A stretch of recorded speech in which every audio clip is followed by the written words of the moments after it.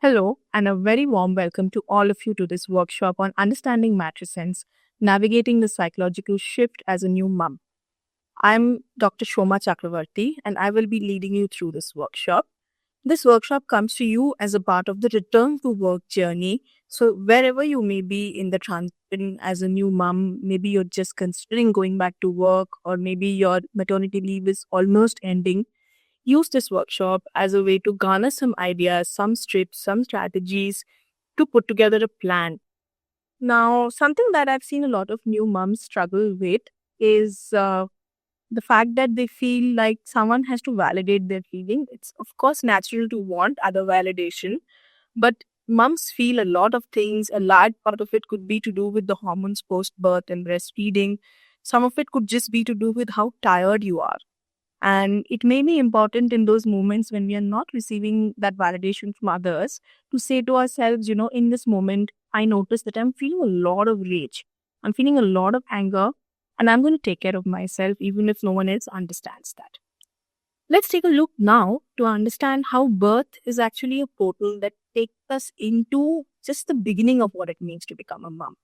So, just like with marriage, I think we've all known that when we think of marriage, we really imagine a wedding and we imagine the world's most beautiful wedding, and then we feel like, wow. And very, very often, the reality of what a marriage involves comes into our minds a little bit later. And I think it's the same thing with birth. So, for a lot of us who've grown up watching TVs and movie shows and TVs, etc., you really think that birth is bringing the baby back from the hospital safe and sound, and now you're back home as a family of three, and that's doing it. That's just about it. But it is when we come home and we realize, and a lot of moms talk about this one moment they had when they realized that, okay, now you're it is my house, but it does not feel the same. It is my body, but it does not feel the same. Time has no meaning. Everything is actually completely centered on a tiny little being who cannot even communicate. So birth is really just the beginning. It's not a final destination. In fact, it's just the start of a very, very long sequelae of changes that you and your partner will experience together as you become parents. And of course, yeah, birth can also be understood sometimes as a process of unfolding, and that there are very, very complex layers coming up. You could feel very, very contradictory emotion, absolutely loving your baby, but really wanting a minute away from them. You could feel like you're growing in so many directions when you sort of see that you can do something for your baby to comfort them that you did not know to do the previous day. But you can also feel real grief for how much of your life has been put on hold. These contradictory emotions are nothing but the journey that we take on when we become completely responsible, one who cannot even communicate, who cannot tell. And it's a learning every single day. It's absolutely the case. So this is the biggest thing to note. In this phase, we are put into a time warp where only you and maybe your partner and a trusted group of friends and family exist who are helping you learn what you need to navigate this transition. Sometimes gamifying it, sometimes, if you or your husband or you and, someone who's a trusted caregiver have a way of learning about the baby. So some people have a family group where they say last nap this time, last feed this time. And so people know how the child is doing. And so when they come together, it's understood. Similarly, celebrating small successes. The first time the baby slept hours at a night, yes, that actually deserves a celebration because those things are things you really wait for. It.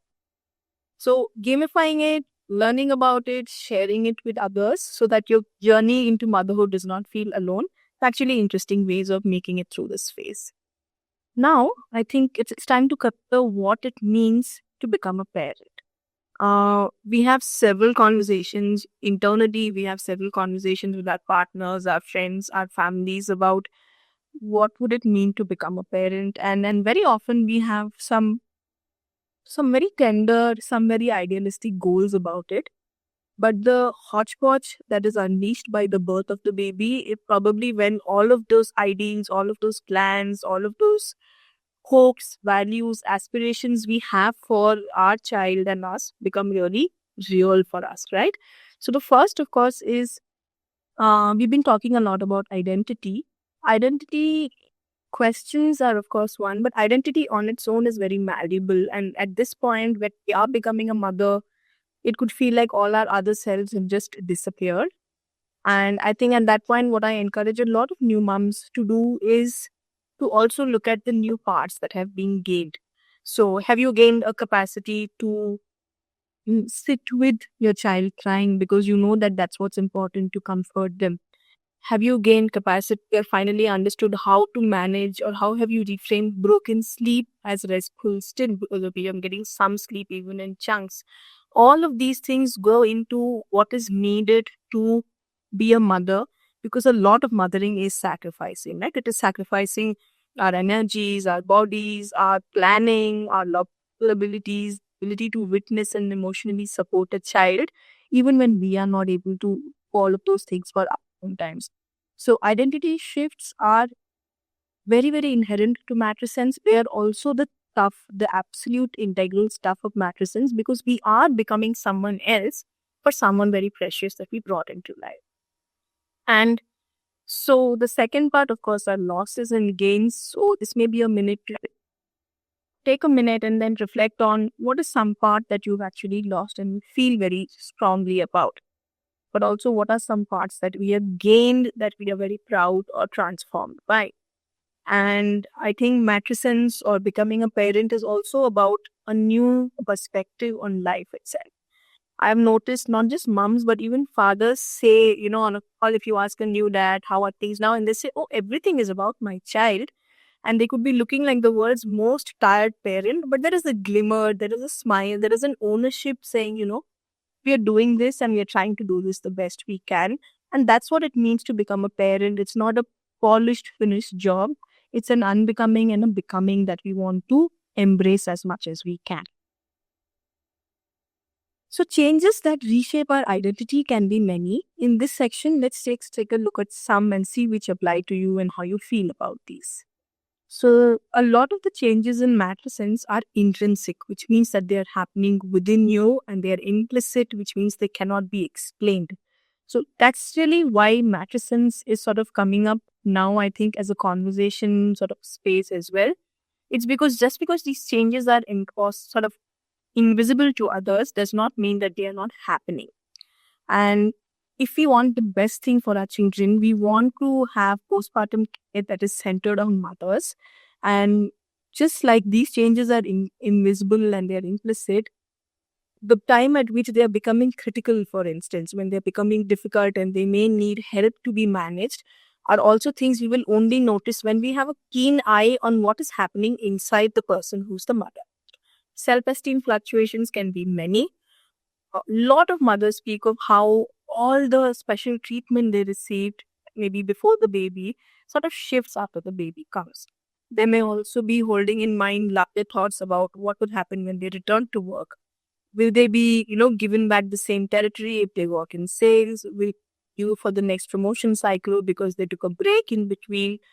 And the truth is that these are all women who've been in employed in positions. They know what they are worth over there, but suddenly you could really feel like you've been seconded or become invisible in these parts of life. And that is a very, very hard state.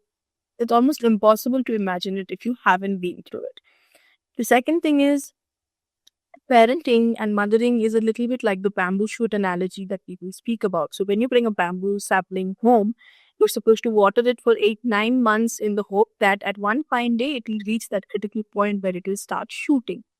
But up until then, 8-9 months watering that plant and believing that it's working.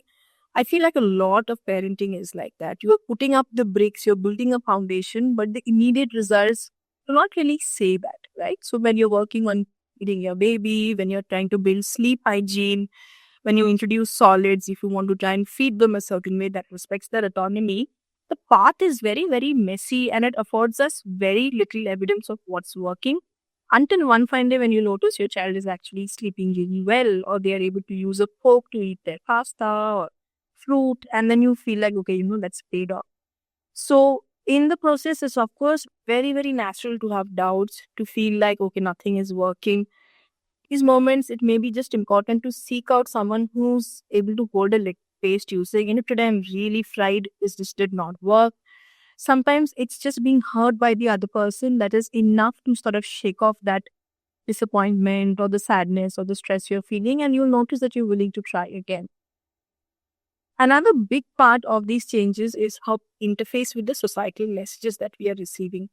I would strongly ask you to consider some things that are important for you as a mom. So for me, I remember when I had my baby, it was very important to take my child out because I'm an outdoorsy person. I would love to take my child out.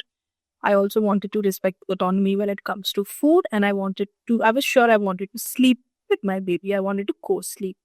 Now, when we are on this side of the argument, it just makes sense to hold your stance if it is informed, if it is supported by your pediatrician, and then just follow that through because it's aligning some value for you as a new mom.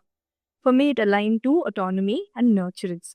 For someone else, based on the situation, of course, you have a nanny, you may have to go back to work, you may have various other limitations. But I would think it's very, very difficult to battle these societal messages that come at new moms on a case by case basis. So instead, it makes sense as a part of the time when you're planning, how you return to work, how you will introduce food, etc. What are the values that me and my partner really prioritize in raising our child? Is it that my child needs to be independent? Is it that my child needs to be eating a certain way? Is it that my child um, be, sort of kept very free, his personhood be witnessed, etc., etc. Just remembering these values makes it easier to communicate when we come upon contradictory messages and people saying this is not the way, that is not the way. No, it may help to have these arguments planned from ahead so that even if someone is not acknowledging or supporting your choice, you know why you chose them in the first place. The other two very beautiful implicit changes, I think, one is the beginning of your mom instinct.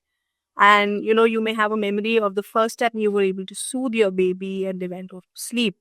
The first time you were able to support them through a very, very colicky evening. The first time that you took them out and they did not cry even great time outside.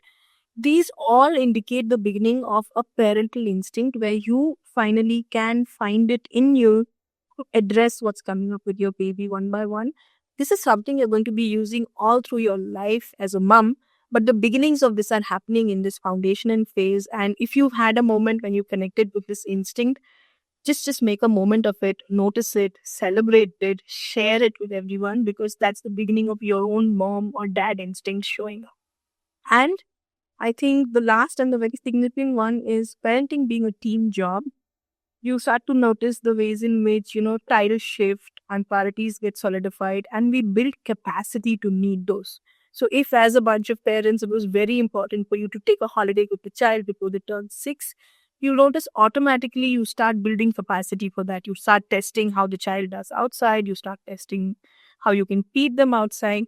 So capacity building for everything, all the functions of a child at your new home with the child in it as parents is also something that others may not be able to see. It's not visible to them directly, but putting the work in there and watching that transition unfold is a really process.